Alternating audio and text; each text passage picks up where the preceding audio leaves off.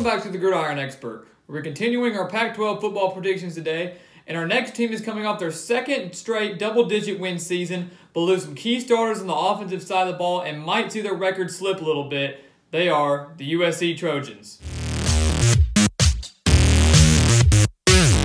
2 years ago, USC started the season 1-3, but won 9 straight games to finish the season 10-3.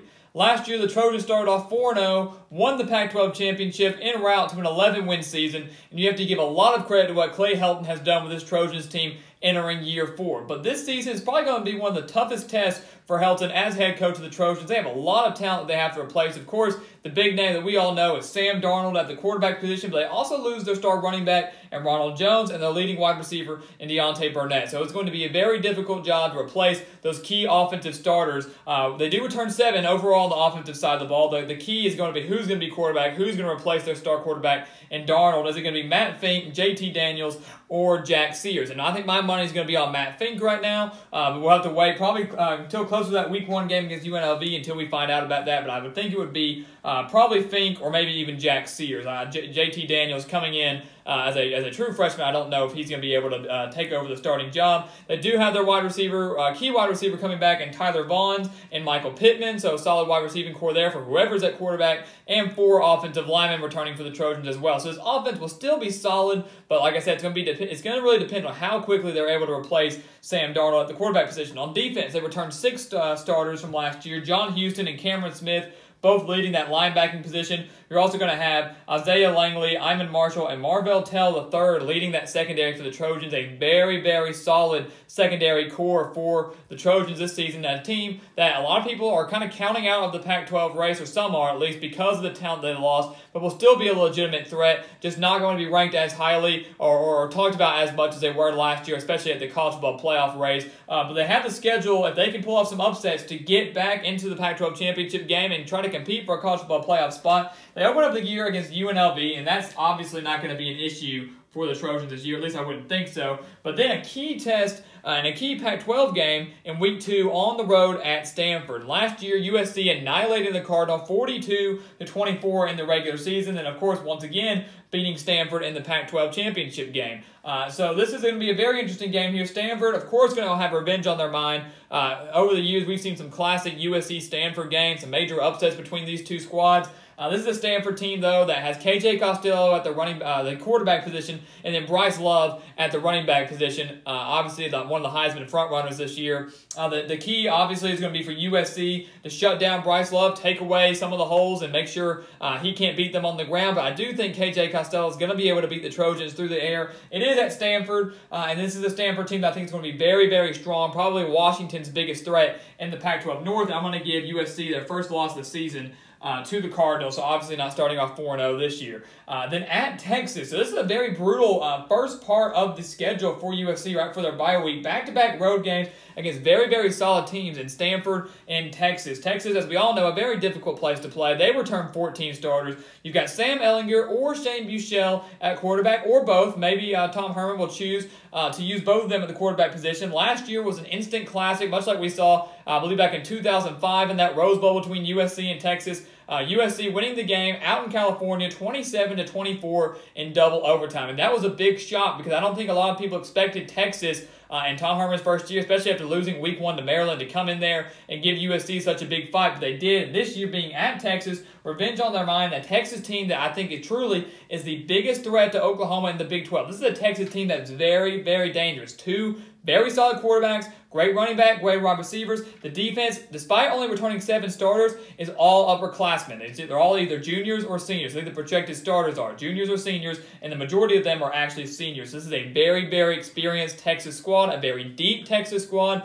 one that I think will surprise a lot of people and put up some big numbers this year, despite always getting overhyped or always disappointing, as a lot of people say. But I think USC will go on the road and lose this game to the Longhorns, because this is a Tom Herman team. I think he has them on the right track. They're going to be fired up for this game. It's going to be a great atmosphere. Should be another great one, but Texas gets the win. A win over Washington State on a Friday night. Last year I predicted Washington State to beat USC, but that game was in Pullman. It did happen. It was a big upset, one of the big ones of the year, USC's first loss of the year, but this is a Washington State team that is going to have a lot of trouble rebuilding, especially after losing their star quarterback and Luke Falk and some of their bigger offensive playmakers. The defense will be the strength for the Cougars, but I just don't see them coming into USC and getting a win here. And then Arizona on the road. So you look at that, 3 of their first 5 games are on the road against very, very solid opponents. Stanford, Texas, and Arizona. The Wildcats bringing in Kevin Sumlin, who got fired from Texas A&M. He's coming over and implementing a new style of offense, but he has a great offense to go with it. You've got Khalil Tate at the quarterback position and J.J. Taylor at the running back position. Khalil Tate, we got to talk about him for a second.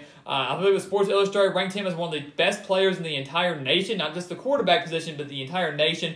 Great dual-threat quarterback, and we've seen what Kevin Sumlin can do with these dual-threat quarterbacks. We've seen what he did with Johnny Manziel, saw what he did a little bit with Kenny Hill before he transferred to TCU, and we've seen what he did a little bit in these past recent years when he didn't have a star quarterback, was able to do a great job with them. So this is an Arizona team that has Khalil Tate. It's going to be the key for USC is the defense to shut him down, take away his run game, make him beat you through the air. He's not a bad passer, but he's not the best. But Arizona also returning 9 starters on the defensive side of the ball. This is an Arizona team that I think could win the Pac-12 South. It's at Arizona, and I think USC goes on the road and loses this game to the Wildcats, despite beating Arizona 49-35 last year. Then they get a big-time bye week. Much needed. They're 2-3, and this is not out of the question.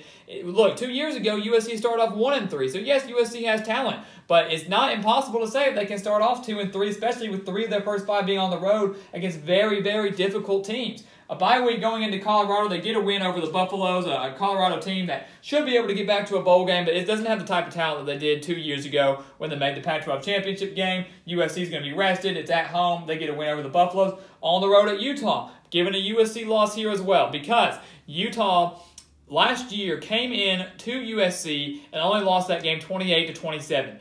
And that was with a much better and much more talented USC team than they had this year. Utah, a very deep squad. I believe they returned 14 starters. Great quarterback in Tyler Huntley. Great running back in Zach Moss. And I really like their defense as well, 6 returning starters. Utah could almost go into USC last year and almost win, losing by 1 point. They can definitely beat USC at home this year where expectations are high and they have a little more experience for the Utes this year. Remember, they also went 6-6 last year in the regular season. So I think USC will lose this game to Utah. And I really don't think that's out of the question.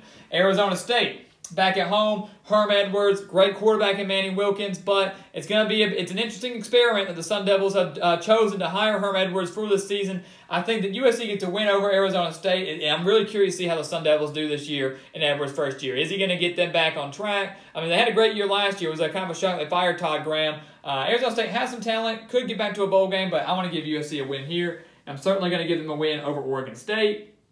Just, you got bringing Jonathan Smith as the new head coach. I think he will get Oregon State back to a bowl game eventually, but it's going to be another rough and rebuilding year for the Beavers, despite it being on the road. California, a team that USC certainly can't afford to overlook. Last year at the Golden Bear Stadium, it was a 10-point game for the Trojans. They only won that game by 10 points, and California hung with them up until the very end. This is a California team. Justin Wilcox has built up fairly quickly, going 5-7 last year, returns 18 starters this year. I'm very, very excited to see what California and Wilcox brings to the table, but it is at USC. I do think USC by this point, probably before that, probably by the bye week, is going to really start gelling at the quarterback position, getting their offense in sync. The defense will be solid. I think they get a win over the Golden Bears. I think they get a win over UCLA as well because, yes, Chip Kelly comes in, but he's not going to be the immediate savior for the Bruins. He's not going to get them to a 10-win season or a Pac-12 championship in his first year. It's just not going to happen. You have to build up for these things, and UCLA does not have a lot of talent this year. They've returned 5 starters on offense, 7 on defense. If they had kept Josh Rosen, if Josh Rosen had been there for one more year, I'd be a little more high on the Bruins this year, but he has a lot of pieces to fill in this year for the Bruins, and UCLA is going to have a very, very rough year in Chip Kelly's first year there. And then closing out the season with Notre Dame at home. This was a game that I really went back and forth on because I'm high on Notre Dame this year. I love Brian Kelly. He's done a great job with this Fighting Irish team. Brandon Wimbush back at quarterback. He gets a bad rap. He's a very solid quarterback, especially on the ground.